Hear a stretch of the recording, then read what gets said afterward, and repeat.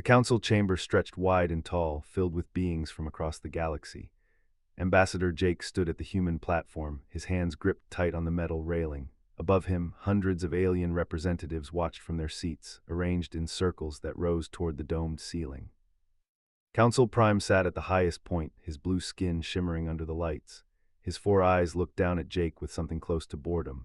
The human ambassador had been speaking for 10 minutes, requesting the same thing humanity had asked for over the past 20 years: protected trade routes, full council membership, equal representation in galactic affairs.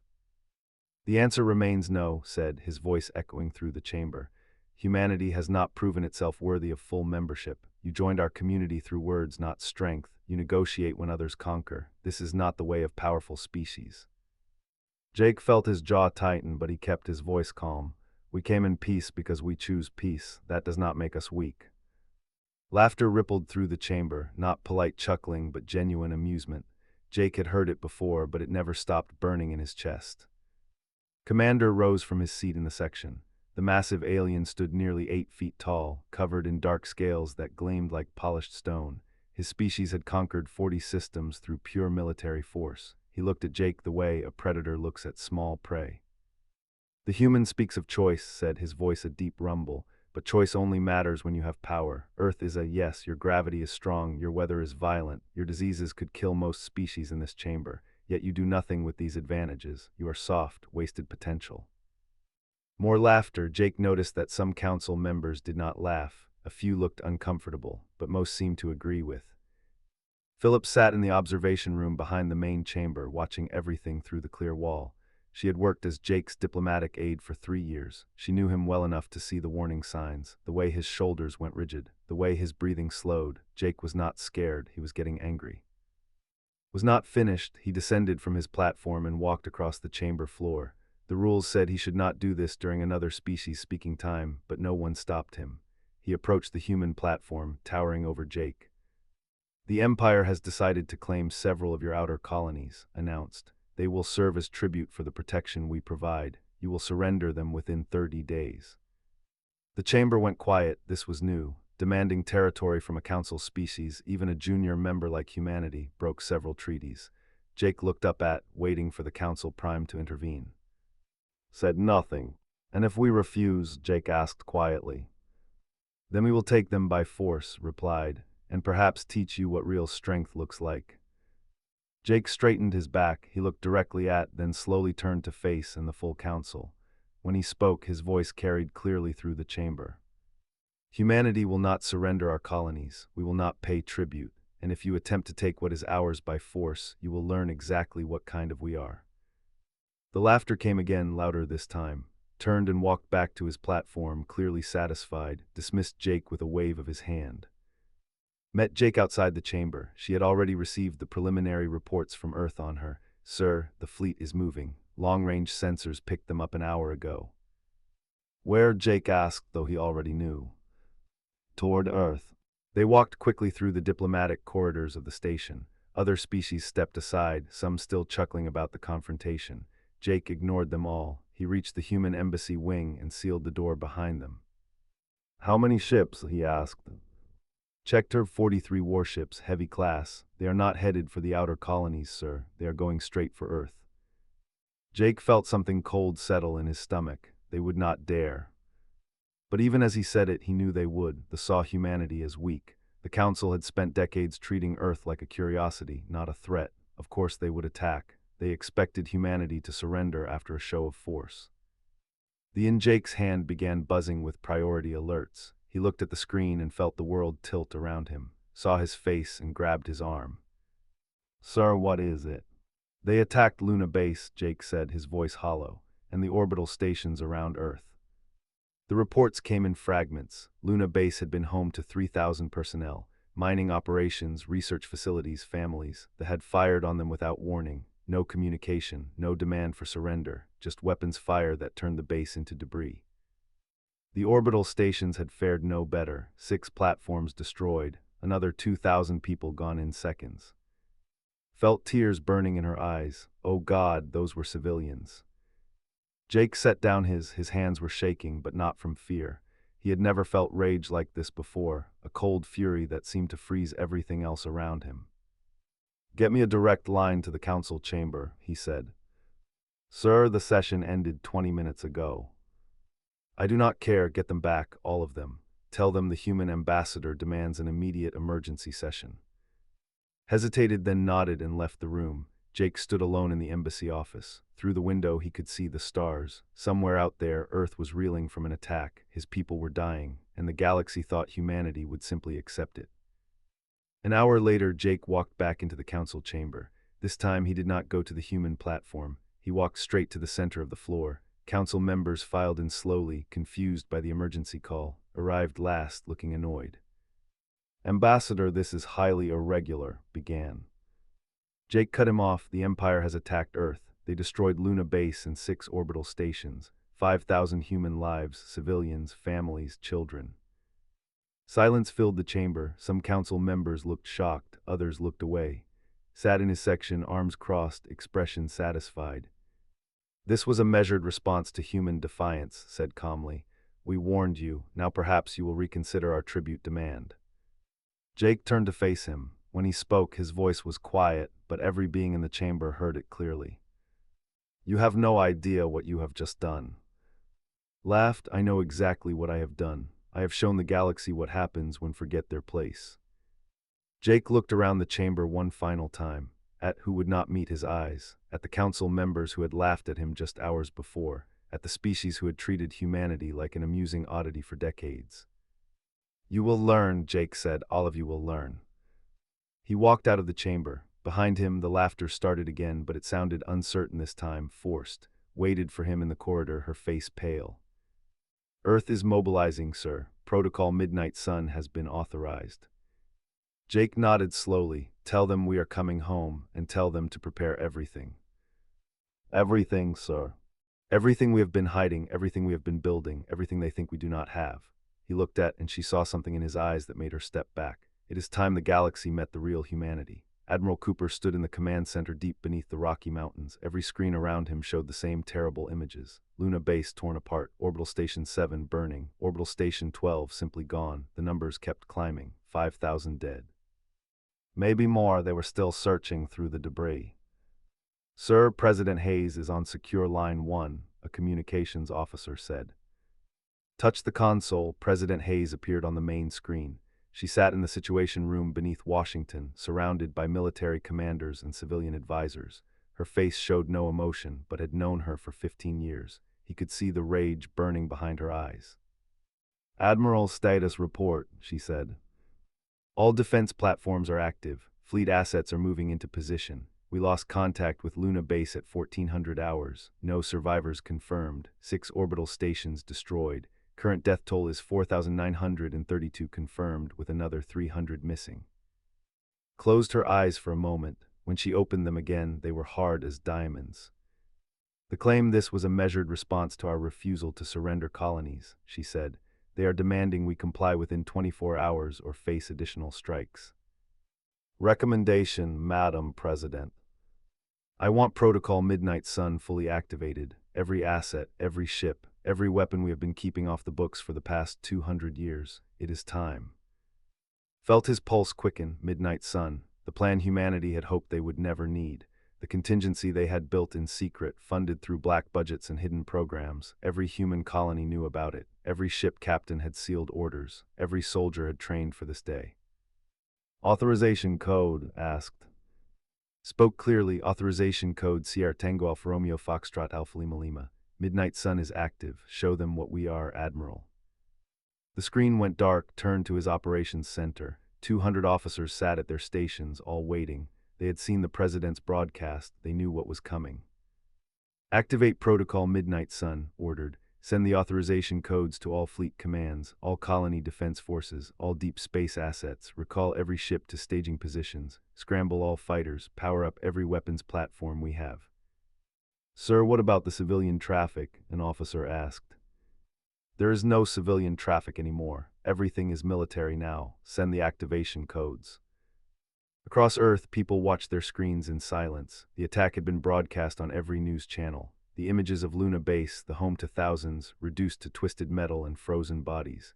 The president had not spoken publicly yet, but people knew something was happening. In cities and small towns, in orbit and underground, military personnel began moving. Men and women who had worn civilian clothes for years suddenly appeared in uniform. Ships that were registered as cargo haulers began broadcasting military transponders. Factories that built mining equipment started producing weapons. Dr. Torres stood in a laboratory 50 miles outside Denver. She had spent 20 years working on projects the Galactic Council knew nothing about. Now her team was powering up systems they had only tested in simulation. "How long until the main cannon is operational?" she asked. Her lead engineer, a young man named Peter Grant, checked his displays. 72 hours. We need to align the focusing arrays and charge the primary capacitors." "You have 48 hours," said. "If we night it, we will need it soon." Colonel sat in a briefing room with his special operations team. 30 soldiers, the best humanity had. They had trained for scenarios most people could not imagine. Now their commanding officer was giving them the mission they had always known might come. "They think they can hit us and walk away," said. "They think we will surrender or beg for mercy. They are wrong. We are going to show them what human special operations looks like." "What is the target, sir?" one soldier asked. "We are going deep space, intelligence gathering first, then direct action. We need to know their fleet positions, their command structure, their weaknesses. Then we are going to tear them apart." The soldiers nodded. No one looked scared. They looked eager. Philip sat alone in her quarters on the diplomatic station. She had sent her final message to Earth an hour ago. Now she was packing. Jake had ordered all human diplomatic personnel to prepare for evacuation. The council did not know it yet, but humanity was leaving their diplomatic posts, all of them, every embassy, every trade mission, every human representative. Her buzzed, a message from her sister on Earth asking if she was safe, started to reply, then stopped. She opened a new message window and began typing something else, something for the Galactic Council.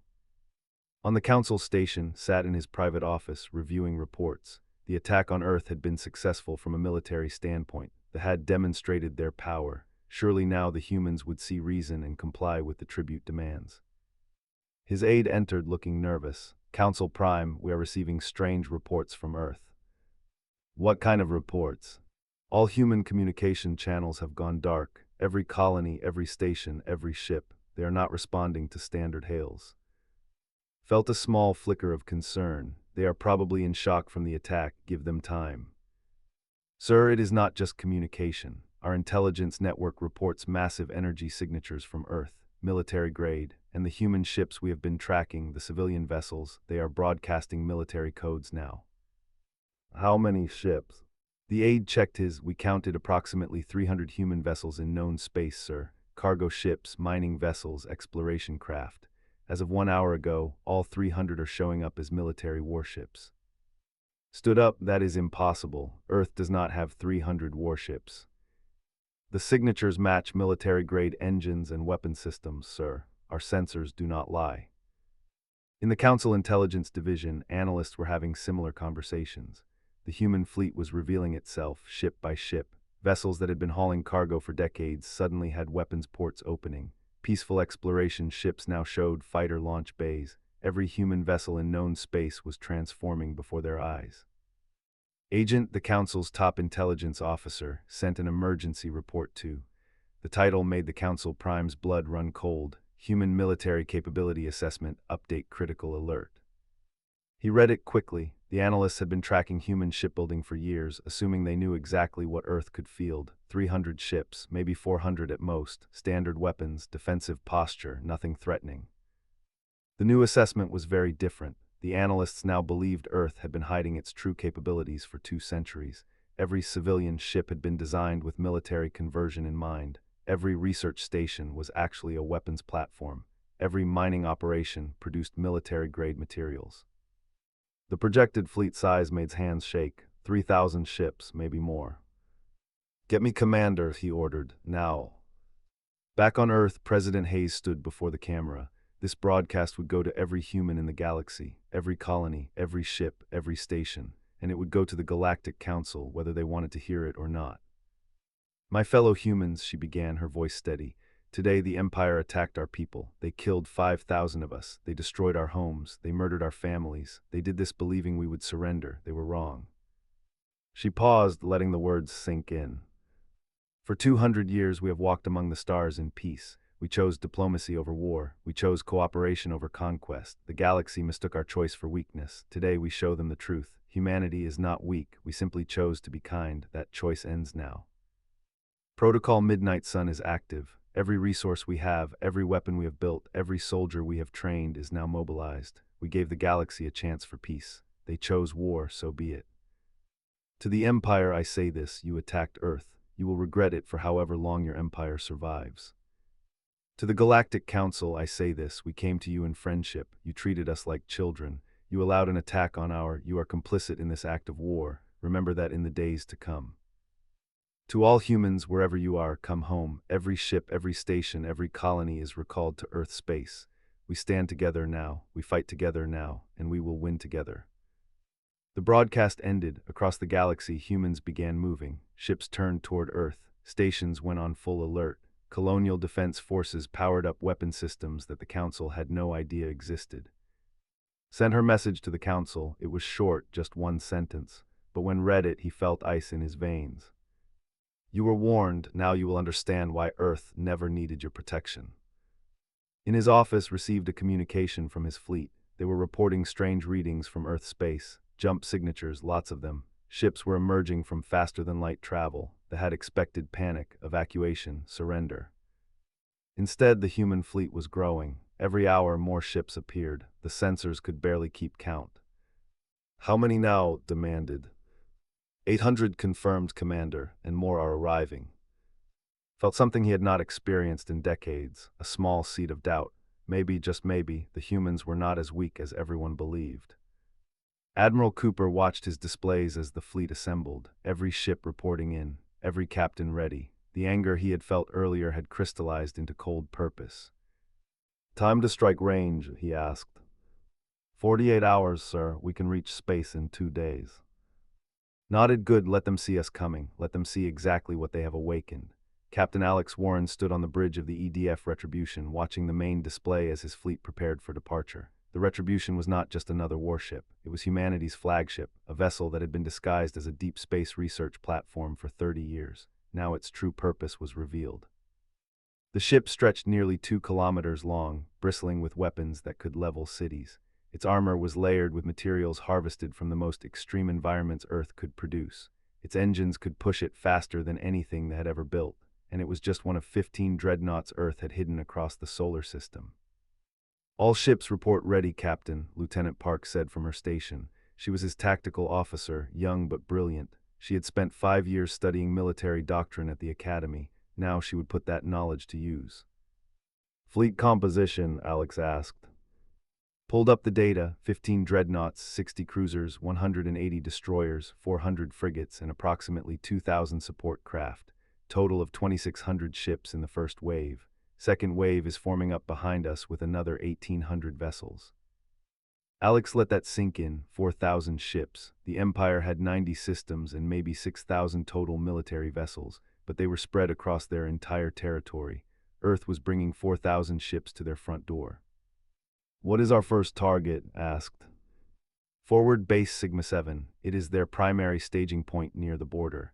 Intelligence says they have about 200 ships there, plus ground facilities and supply depots. We are going to remove it from existence. The bridge crew worked in calm efficiency. Every person there had trained for this moment. Earth had not just built ships in secret. They had trained entire generations of military personnel hidden among civilian populations. Teachers who were actually tactical analysts, engineers who were weapons designers, pilots who flew cargo runs but trained for combat every night. On Earth, General Brandon Cole reviewed his ground forces deployment. The Marines were ready. 30,000 soldiers in the first wave, equipped with weapons and armor that made Galactic Council standard military gear look primitive. Sir, the dropships are loaded, his aide reported. Brandon nodded. And the prisoners? We have located 7 sites where they are holding human captives, mostly crew from ships they captured over the years, 230 people total. Rescue is priority 1, Brandon said, but make it clear, anyone who resists dies. No prisoners, no mercy. They killed 5,000 of ours. They need to understand what that means. In the Council Intelligence Center, analysts were starting to panic. The human fleet composition was now visible on long-range sensors. The numbers made no sense. No species could hide this many ships. The construction alone would take decades, require massive resources, industrial capacity that Earth supposedly did not have. Agent pulled up historical data, human ship construction records, industrial output, resource allocation, everything Earth had reported to the Council for 200 years. Then he pulled up the current sensor readings and compared them. "Oh no," he whispered. His superior, unnamed, looked over his shoulder. "What is it?"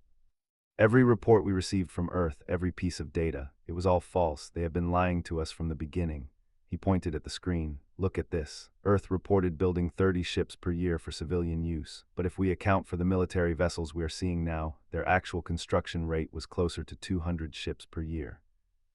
That would require industrial capacity far beyond what they claimed."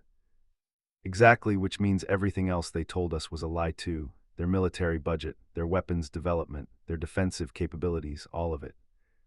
Felt her 4 hearts beating faster. They planned this from the start. From the moment they joined the Council, they were preparing for war. Back on the Retribution, Alex received a communication from Admiral Cooper. The attack plan was being distributed to all fleet commanders. It was elegant in its brutality. Human forces would strike 12 different positions simultaneously, not just military targets, communication relays, supply depots, shipyards, command centers, everything that made the Empire function. And they would do it with overwhelming force. For every ship, humanity would bring 5. For every soldier, humanity would bring 10. This was not going to be a fair fight. It was going to be extermination. "Jump in 30 minutes, announced. All ships are synchronized." Alex opened a fleet-wide channel. "All vessels, this is Captain Warren. In 30 minutes we jump into space. Our mission is simple. Destroy military target Sigma-7. Rescue any human prisoners. Leave nothing operational behind. Rules of engagement are weapons free. If it is military, it dies. If they surrender, we accept it. If they fight, we end them. Humanity has been patient for 200 years. That patience is over. Warren out." The ship fell silent except for the hum of engines and the soft beeping of instruments. Every crew member knew what was coming.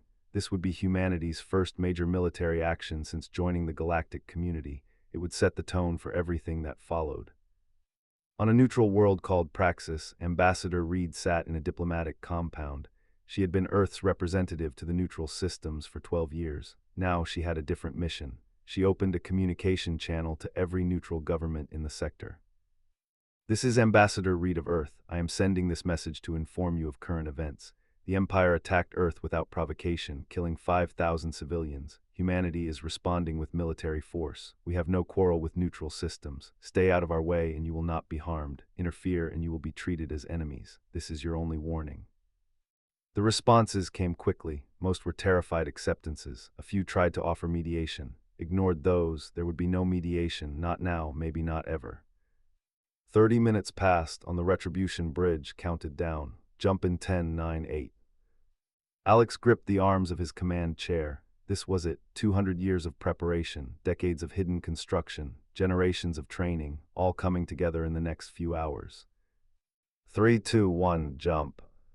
Reality twisted. The ship entered faster than light travel, and for a few seconds nothing existed except the strange colors of. Then they were through.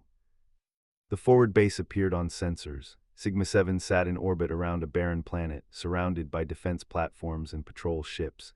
About 200 vessels, just as intelligence had reported. They were moving in routine patterns, clearly not expecting trouble. Behind the Retribution, the rest of the human fleet emerged from, ship after ship appearing in perfect formation. Within 60 seconds, 600 human warships filled the space around the base. They reacted quickly. Alarms sounded. Ships broke formation and powered weapons. Defense platforms turned to face the human fleet, but they were moving like they expected a prolonged engagement, a careful dance of positioning and fire exchange. They did not understand what humans called warfare. "All ships open fire," Alex ordered. The human fleet lit up with weapon discharges. Missiles streaked across space. Energy beams lanced out. Kinetic rounds accelerated to incredible speeds. The base and its defense fleet disappeared under a wall of fire that would have been visible from the planet's surface if anyone was watching. Shields held for maybe 30 seconds, then they started failing. Ships exploded. Defense platforms went dark. The base itself, a massive structure that had stood for 70 years, cracked open as human weapons punched through its armor. Enemy fighters launching, reported calmly. Point defense, handle it, Alex said. The human ship's automated defense systems activated. Thousands of small cannons tracked and eliminated fighters before they could get close enough to matter. The pilots were skilled, but they were flying into a meat grinder. Within 5 minutes, the battle was over, 200 ships destroyed. The forward base was a burning wreck, human casualties, 0 ships lost, minor damage to 3 destroyers. Send in the Marines, Alex ordered. I want those prisoners. General Brandon Cole's drop ships launched from their carriers. They screamed down toward the wreckage of the base, targeting the sections that still had life support. Intelligence said the prisoners were held in the lower decks. If any survived, they would be there too. Sergeant Tyler Brooks led his fire team through the breach. They moved fast, weapons ready. The corridor was dark except for emergency lights. Bodies floated in the zero gravity, soldiers killed when the hull broke. Tyler felt no sympathy. These were the people who had held humans captive, who had killed 5,000 civilians. Prisoner section 200 meters ahead, his squad's tech specialist called out. They moved quickly, encountering no resistance. Most of them were dead. The few survivors they found were injured, confused, trying to surrender. Tyler's orders were clear: accept surrender when offered, but show no mercy to those who fought. They reached the prison section. The doors were sealed but damaged. Tyler's team blew them open and moved inside. 20 human prisoners were there, locked in cells, looking terrified until they saw the Earth military uniforms. You are safe, Tyler told them. We are taking you home. One prisoner, a woman named Lisa Martinez, started crying. They said no one was coming for us. They said Earth did not care. Earth always cared, Tyler said. We were just waiting for the right moment. That moment is now. Back on the Retribution, Alex watched as reports came in from the other strike teams. Base Delta 3 destroyed. Supply Depot Gamma 9 destroyed. Communication relay destroyed. All across the border, human forces were hitting their targets with precision and overwhelming power. Not a single human ship lost, casualties in the thousands. In the Galactic Council chamber, watched the same reports. Every counselor was there, summoned by emergency alert. They watched in horrified silence as human forces dismantled border defenses like they were nothing. Council member, a species known for their wisdom, spoke quietly. They came from and we called them soft. They mastered peace and we mistook it for weakness. Now we see the truth. Humans are not violent despite their capacity for peace. They are terrifying because they choose peace despite their capacity for destruction. Stood in his command center on the receiving reports of the devastation. 12 bases gone, 4,000 soldiers dead, supply lines cut, and the human fleet was not stopping. It was advancing deeper into space. Send a message to the council, he ordered. We need reinforcements. We need every ship they can spare. His aide looked pale. Sir, the council is not responding to our requests. I think they are afraid to get involved. Felt ice in his veins. The council was abandoning them. Earth had made them too terrified to act. The military command center filled with alarms and shouting voices. Commander stood at the tactical display, watching his empire crumble in real time. Red markers indicated destroyed bases. Yellow showed damaged facilities. Blue marked human fleet positions. There was far too much blue. Status of the home fleet, he demanded. Assembling now, Commander. We have 800 ships in defensive positions around the... Another 400 are en route from outer systems. And the humans. They just jumped into the 3 system, approximately 1,000 ships. They are destroying everything military in their path. Felt something he had never experienced in 40 years of military service. Real fear. The humans were not just attacking. They were systematically destroying every military asset they had, working their way toward the with machine-like precision. Time until they reach us. 72 hours at current speed, Commander. Turned to his communication officer. Send a message to Earth Command. We request immediate ceasefire and negotiations. The officer hesitated. Sir, they are not responding to any of our transmissions. They appear to be jamming all frequencies. Then send it on open galactic channels. Let the whole council hear it. The Empire requests peace talks. Silence filled the command center. Everyone understood what that meant. The mighty, conquerors of 40 worlds, were begging for mercy after just 5 days of war.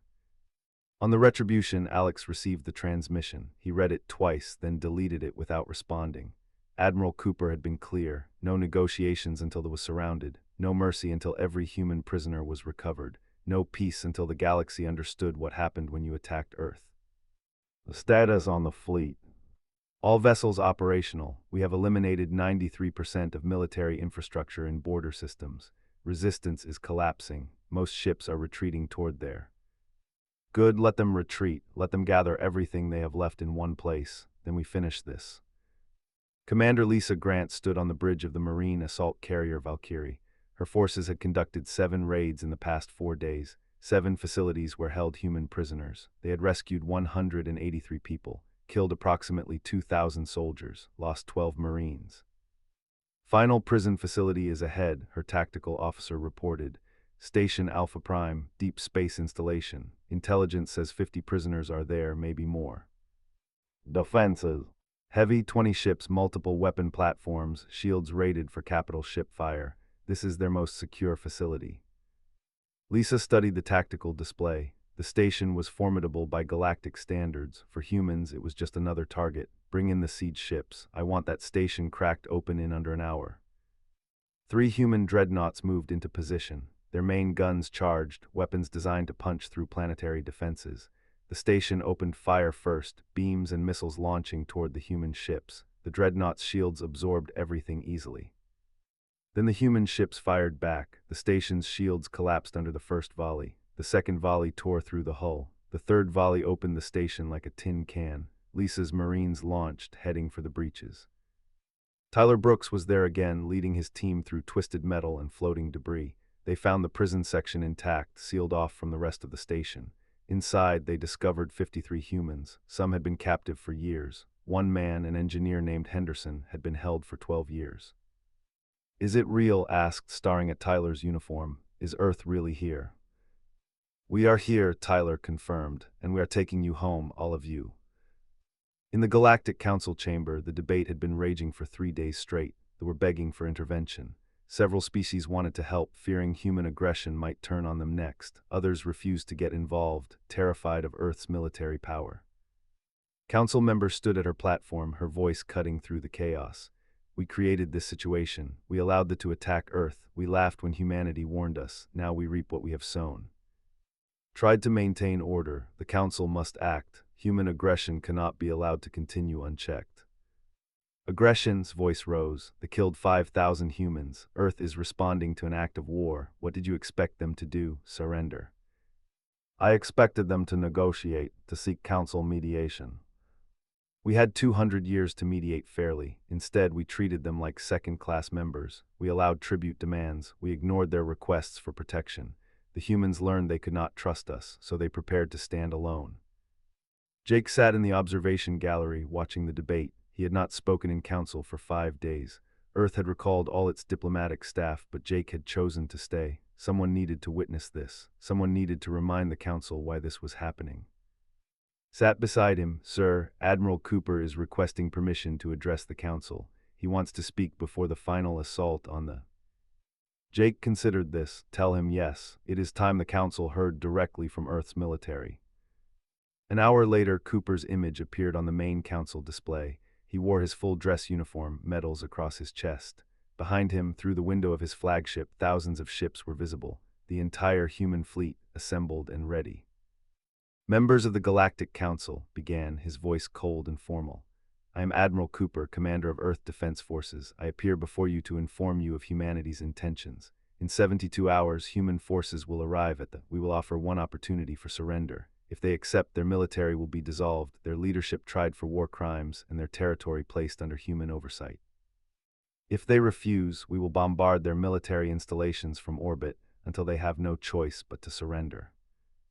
Lined forward, Admiral, the Council demands you cease all military operations immediately and enter negotiations.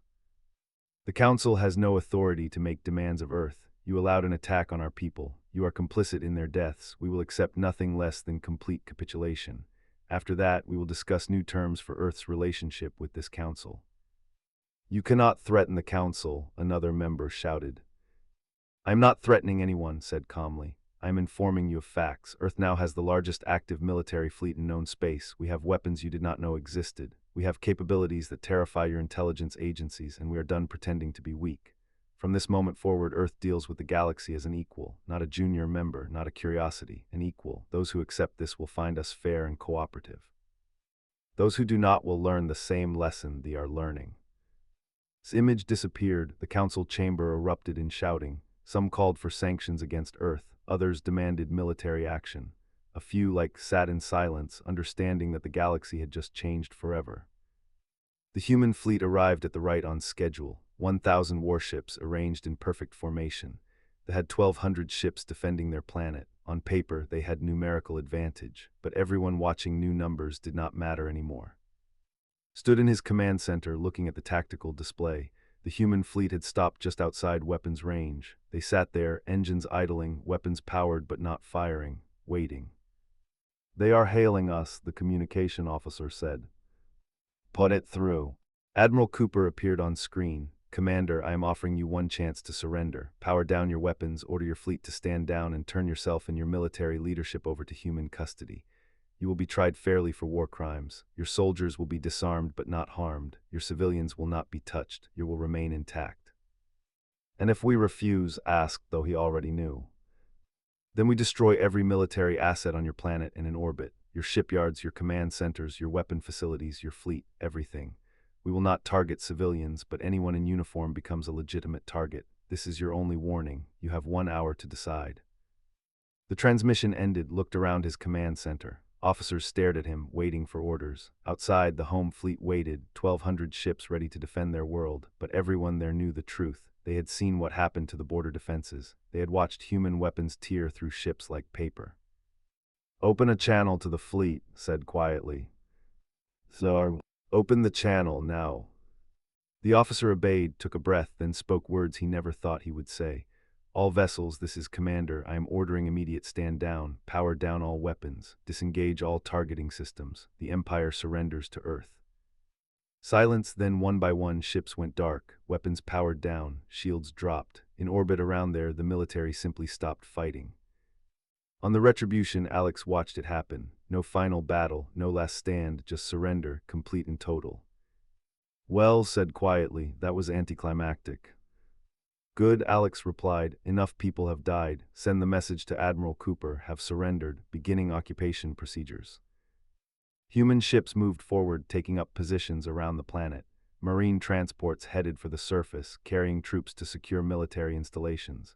Within 6 hours, every military facility was under human control, and his senior commanders were in custody, awaiting trial. In the council chamber, the news spread quickly. The war was over, 5 days of fighting. The Empire, which had conquered 40 worlds, defeated completely.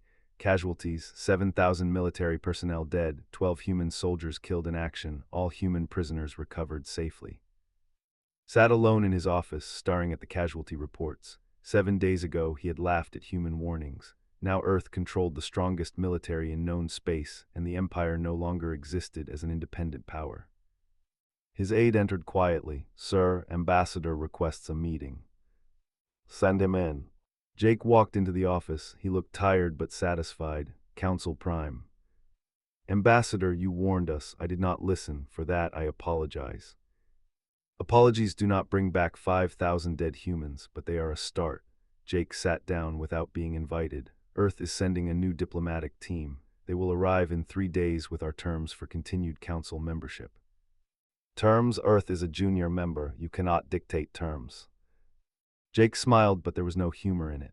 "Council Prime, Earth just destroyed the second most powerful military in the galaxy in 5 days. We did it without breaking stride. We have more ships, better weapons, and clearly superior training. We are not a junior member anymore. We are whatever we say we are. And you will accept that because the alternative is finding out if we can defeat the rest of the council as easily as we defeated the."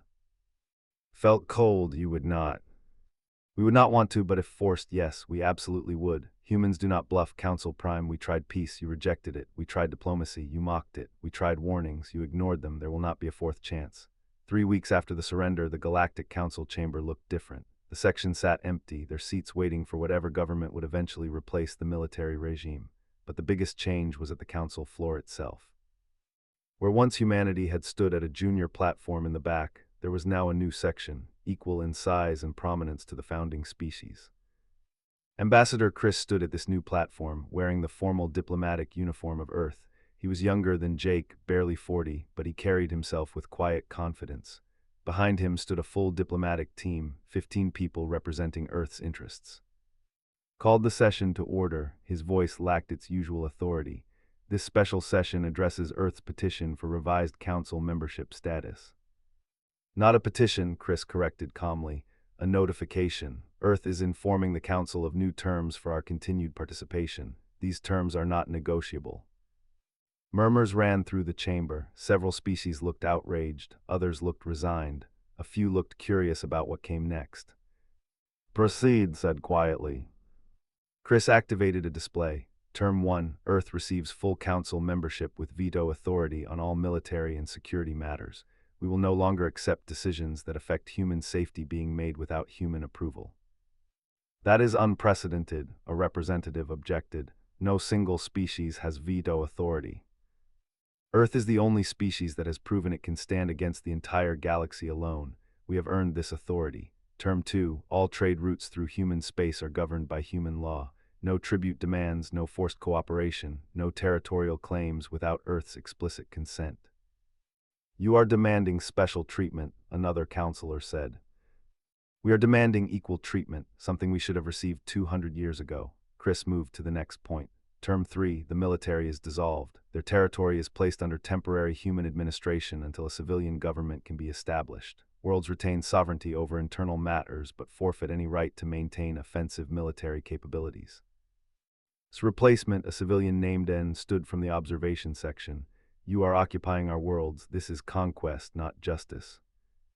No, Chris replied. Conquest would be taking your worlds for ourselves. We are ensuring you never threaten anyone again. Your people keep their homes, their government, their way of life. You simply lose the ability to attack others. Given what you did to Earth, that is remarkably generous.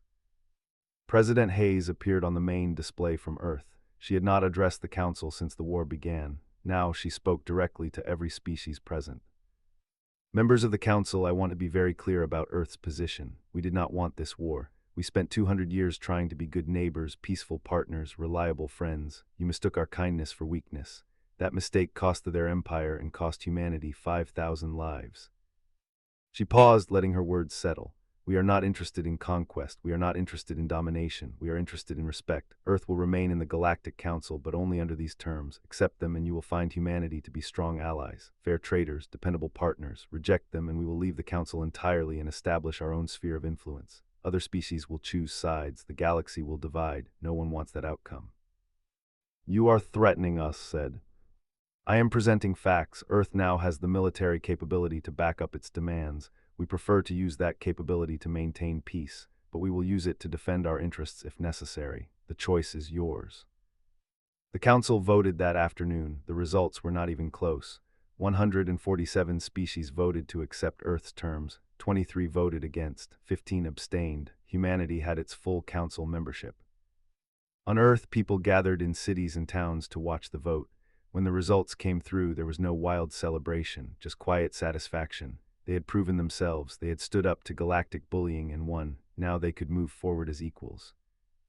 Philip stood in the diplomatic quarter of the council station, watching species representatives line up to meet with the human embassy. Everyone wanted to establish better relations with Earth now. Everyone wanted to assure humanity they had supported them all along.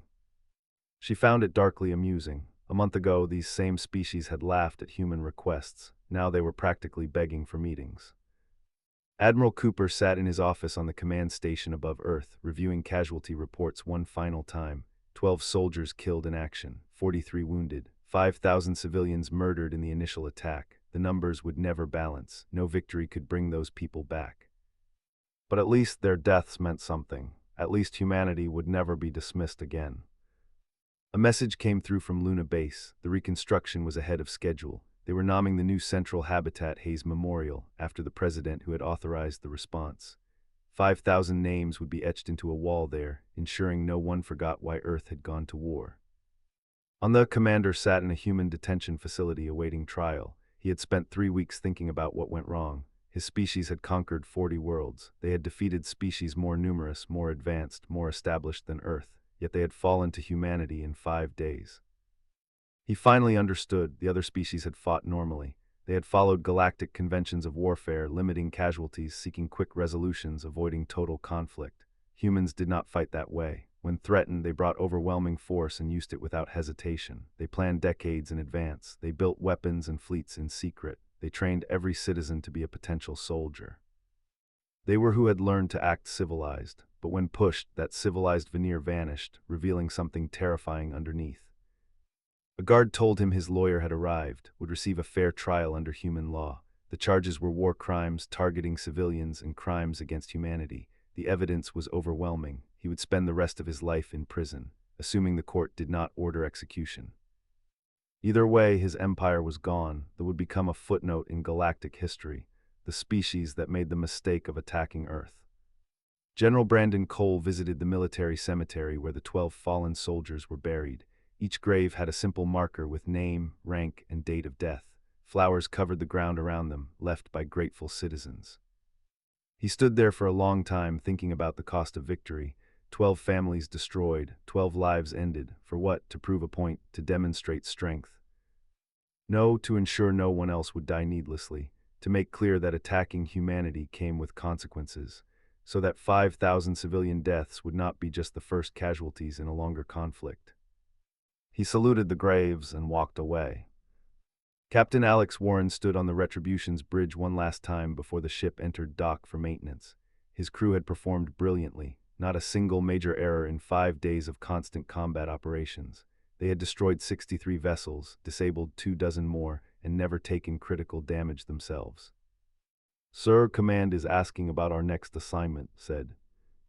"Tell them we are available whenever needed, but for now, this crew has earned some rest." "Agreed, sir." Alex looked out at Earth, visible through the forward viewport, the blue planet that spawned humanity. That produced a species capable of both remarkable kindness and terrible violence. He was proud to defend it, proud to serve, and grateful they had shown the galaxy that Earth was not to be trifled with. Jake prepared to leave the Council station for the last time. His replacement had arrived, young Chris, who would lead Earth's diplomatic efforts going forward. Jake's job was done. He had warned them. They had not listened. Earth had proven itself. Now others could handle the politics. Found him packing his office. "Sir, are you sure you want to leave? This job is for someone younger, someone who can spend the next 20 years rebuilding relationships and establishing new ones. That is not me anymore." "What will you do?" Jake smiled. "Go home, see my family, maybe write a book about all this, tell people what really happened here. Make sure the next generation understands both the cost of war and the cost of appearing weak. They will remember you, sir, as the man who warned them. I hope they remember the 5,000 who died. Those are the people who matter, not diplomats like me." Ambassador Reed returned to her post on Praxis, the neutral world. Immediately, requests for meetings flooded in. Species wanted to establish better relations with Earth. They wanted trade deals, defense pacts, technology exchanges, everything they had refused to offer before. Handled each meeting with professional courtesy, but she made Earth's position clear. Humanity would work with those who had stood by them or at least stayed neutral. Those who had actively supported the or demanded Earth surrender would find relations much colder. The galaxy was learning that actions had consequences, that betraying human trust came with a price. Dr. Torres stood in her laboratory, watching her team power down the massive weapons she had hoped they would never use.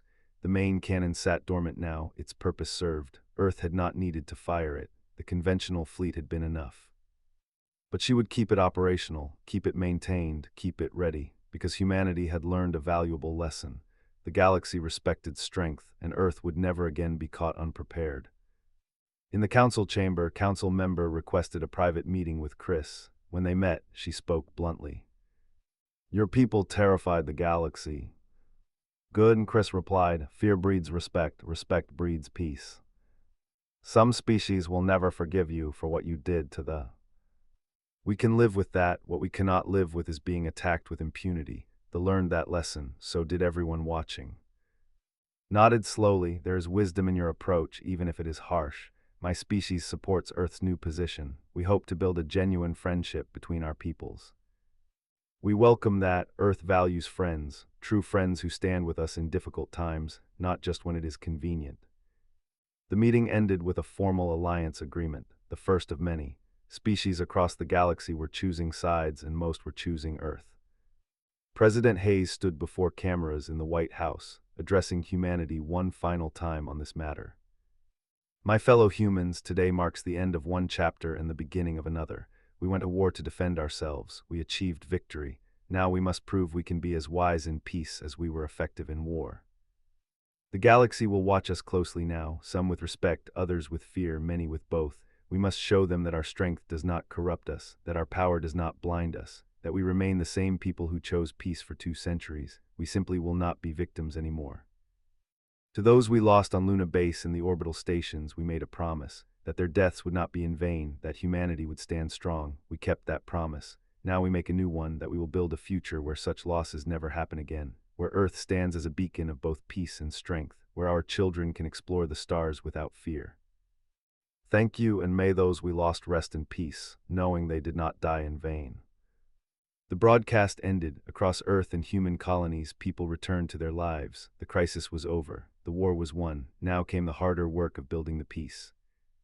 Captain Tyler Brooks visited the recovered prisoners in their rehabilitation center. He found Henderson, the engineer who had been held captive for 12 years, sitting by a window looking at Earth. "How are you adjusting?" Tyler asked. "It is strange," said. "I spent 12 years believing no one was coming, that Earth had forgotten about us. I was wrong." "Earth never forgets its people." "I can see that now. The news feeds are calling this the greatest military operation in human history, but for us it was just rescue, just someone finally caring enough to come get us. That is what makes it great. We did not just win a war, we brought our people home." Nodded. "Thank you, Sergeant, for coming for us. It is what we do."